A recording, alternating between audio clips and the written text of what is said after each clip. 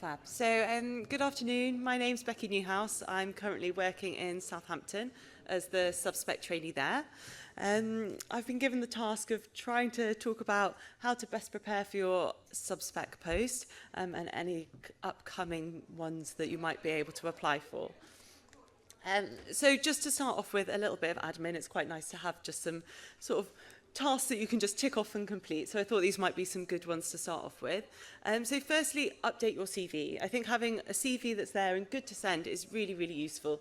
Days like today where you might be meeting people, talking about sort of yourself and just introducing yourself is quite helpful just to be able to ping that over. If you're maybe expressing an interest in a post that's coming up, to be able to express interest and just say, I've attached my CV and it's all up to date and it's good to go. I think it's just quite useful to have it there. I think another really helpful thing about having your CV all up to date is that actually it helps you to identify any of the gaps that are there. And we'll have a look at some person specifications in a minute. But it's quite useful if you're then going through the person specifications and you're updating your CV and you kind of see where any holes might be and can address those. Another thing that's useful to do is just to make sure you're registered with all the different application websites. You've got your notifications set up so you just don't miss anything. It's really frustrating if you suddenly find out about something and the deadline's gone. So just make sure that you're all registered with these things. And it can also save you a bit of time later on. Lots of the applications will have lots of duplications and they can just pull the information that you've already uploaded through from there. So it just gets the job done. The other thing that came as a little bit of a surprise to me in some of the applications was that they asked for specific numbers for different cases that you had completed. So having an up-to-date surgical logbook is really useful and important, so you're not suddenly having to panic and tally all of these different surgical cases. So again, just have that up to date and ready to go. And then the other thing is that I don't know if you're all members on the Gynae Onc Trainees WhatsApp group, but that's again really useful just because people do post upcoming jobs on there, fellow jobs, subspec jobs, training days. So that can be a really useful one. So just grab any of the sort of trainees or subspecs that are around and they'll be able to pop your number on there and get you added in. So in applying for a post or kind of preparing to apply for one, I think the person specification is quite a good place to start. So on Health Education England, there is sort of a generic person specification for subspec, and some of the subspec jobs will use this word for word as the person specification for the job, or they might develop their own person specification, but really largely it will be based off this. So that can be quite a useful place to start, to just have a little look and try and gauge, where are you at, where are the areas that you feel that you're particularly strong and others that you need to develop. And that can be over sort of years, months, weeks, whether that's you've got lots and lots of time to prepare, and so you really can commit to one of those areas, for example, with a PhD, higher degree, or whether it's actually something quite quick and easy, like a course that you can attend. And it might just be that you can do that. This is a really busy slide, but this is essentially the desirable criteria that that person specification includes. So as I said, you can kind of take a little look at it and pick out some things that are relevant to your time frame and to your CV. So a little one down at the bottom, for example, completion of audit cycles.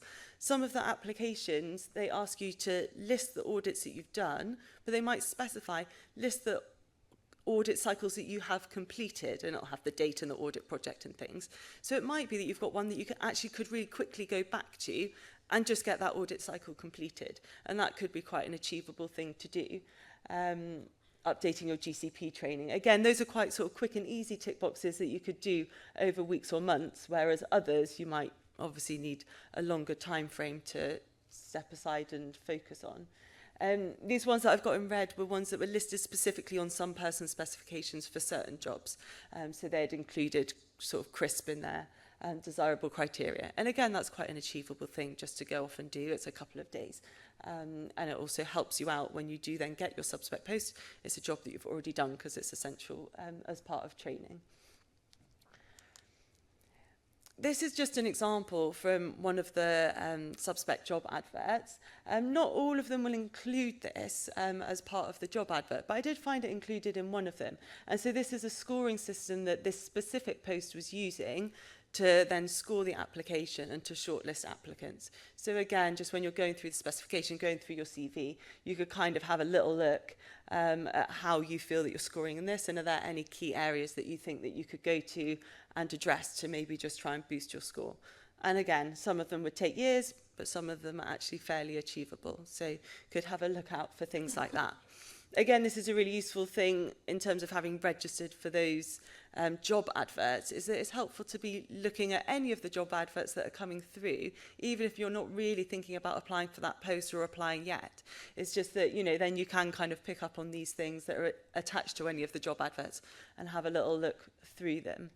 And the same applies for just looking at the questions on the application. It gives you an opportunity to just have a little look at what sort of questions are they asking.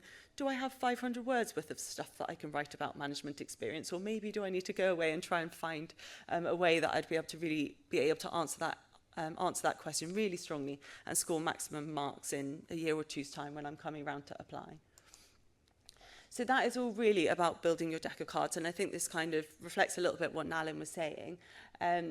If you're sort of considering applying for Subspec, now's the time where you can be just building that deck of cards, getting as many really, really strong cards in your pack as you possibly can, such that then when you come round to the application, you come round to the interview, you've really built as much as possible to be able to then demonstrate at that later date. So the next step, that was all kind of about developing you and a bit of admin, is then about getting to know people. And that's what days like today are absolutely perfect for.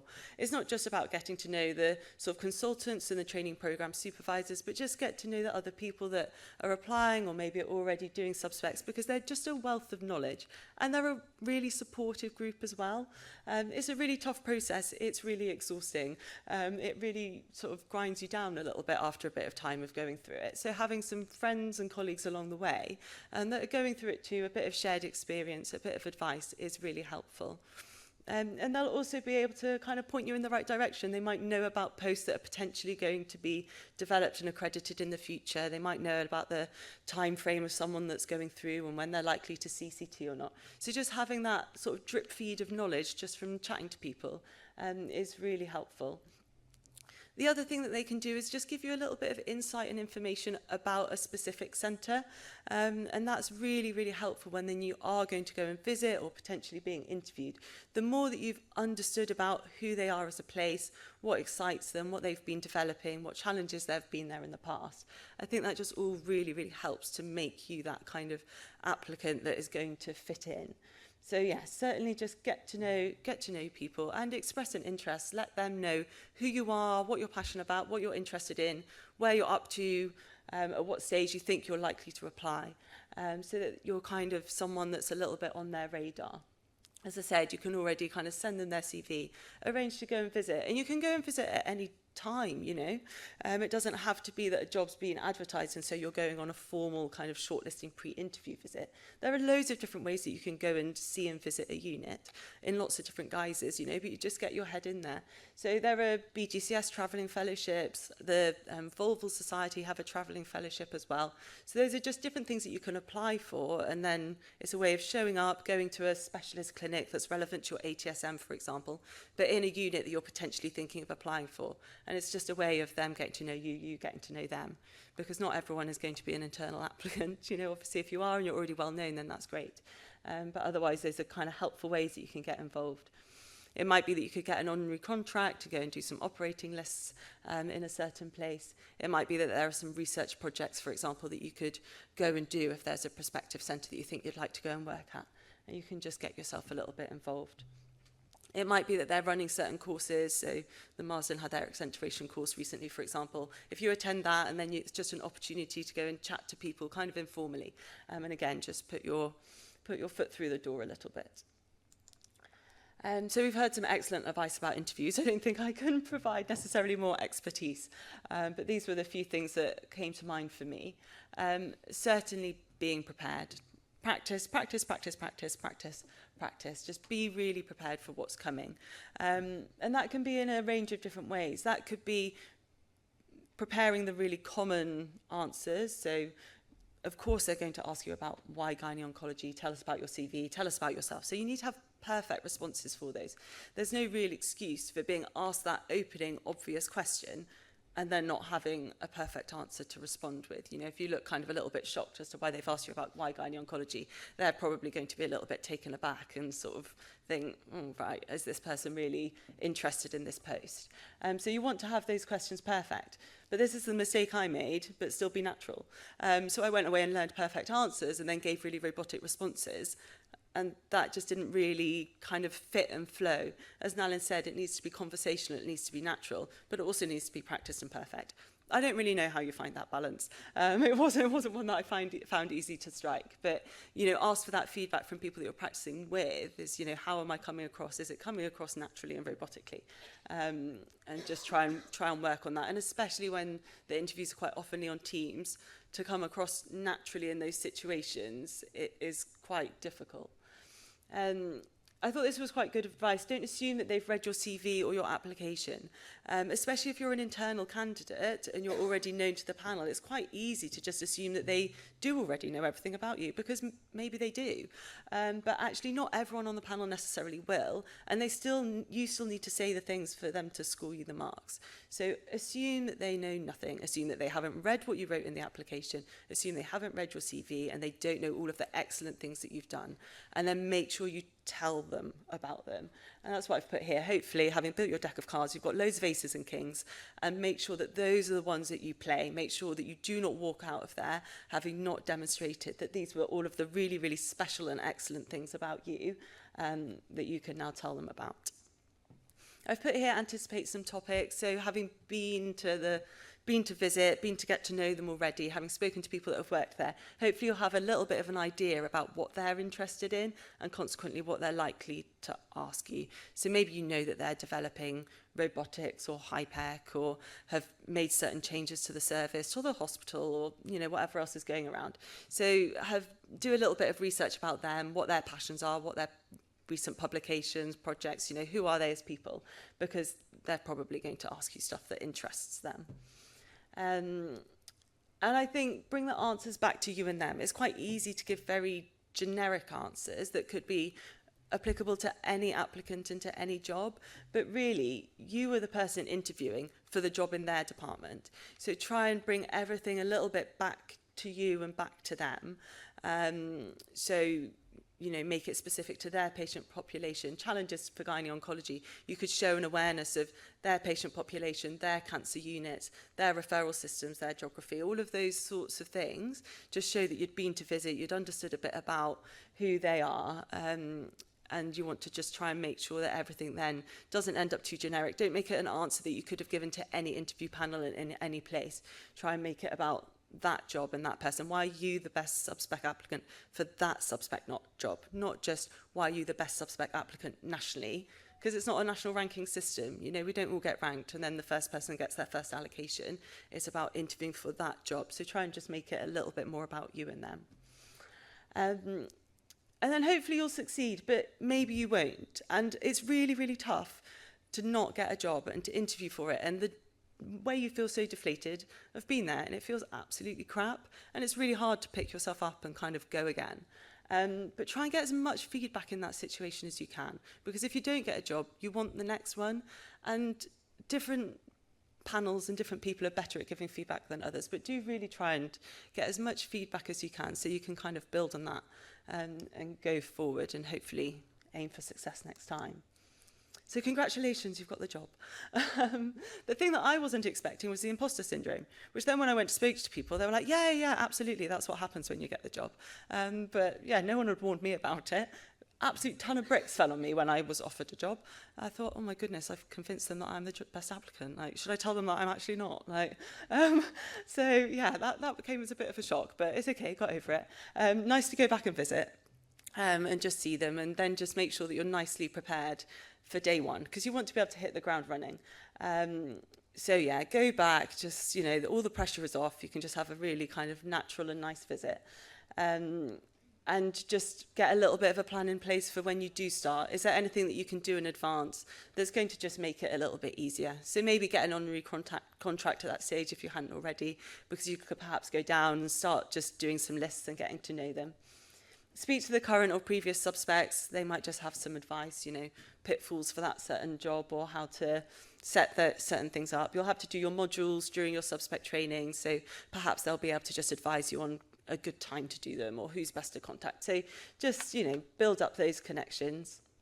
From a tick box point of view, you'll have to apply for an OOPT, and that'll be what will then determine the amount of notice that you have to give before starting the post. So just make sure you don't mess that up. And then just try and get yourself into the best position, tie up any loose ends. So maybe, you know, could you get your COLP signed off? You were nearly there. Make sure that all of the bits for your educational supervisor meetings, for your general post, again, are all done. Can you get that sort of core curriculum all just out the way? So yeah, maybe it's about focusing on gynae-onc so you can hit the ground running, but actually maybe it's about not focusing at all on gynae-onc in those few months and just focusing on a urogynae clinic so that that SIP is just dealt with and you're not going to have to worry about it at a later stage. So I think I'd just go back to your portfolio, go to your educational supervisor and just try and make sure that that is all as set up as possible. Maybe you've got some projects that you just want to get out the way before you then actually set foot on subspec so that you can just focus on it. So I think that was probably everything I had to say about getting prepared. So some upcoming posts. The way that we've found out about these upcoming posts is just because the individual cancer centres have responded to the email with this information. So I'm afraid there might be posts out there that I just don't know about. So these are the people that have responded. So hopefully this will be useful to people. So UCLH, exactly as it says, are hoping to have one within this calendar year.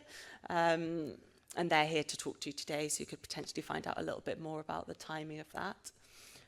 Glasgow are anticipating to advertise kind of quite soon, to start in August.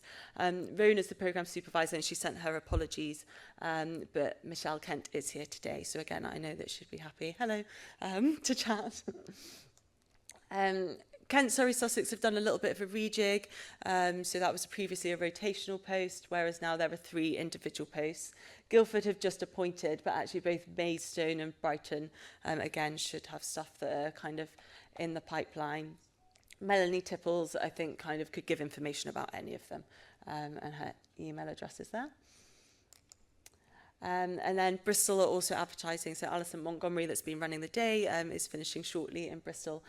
So they've got a subspec post that will be advertised shortly. And I know Sarah's here and Gemma as well, who are consultants in the department there. And then we were talking about getting all prepared for subspec. So there are some excellent opportunities in different departments. So some people replied with information about different fellow posts. I'm a bit biased, but the one in Somerset is particularly excellent. And there's one hoping to be advertised in Belfast and also in Birmingham. So yeah, they're all here today, the supervisors for those. So do go and just chat to them and see whether there's any opportunities there for you. I'm very happy to take any questions, but otherwise I think hopefully I've caught up a little bit and we won't be too late for lunch. Anything I can answer? Amazing. I guess it just remains to say good luck.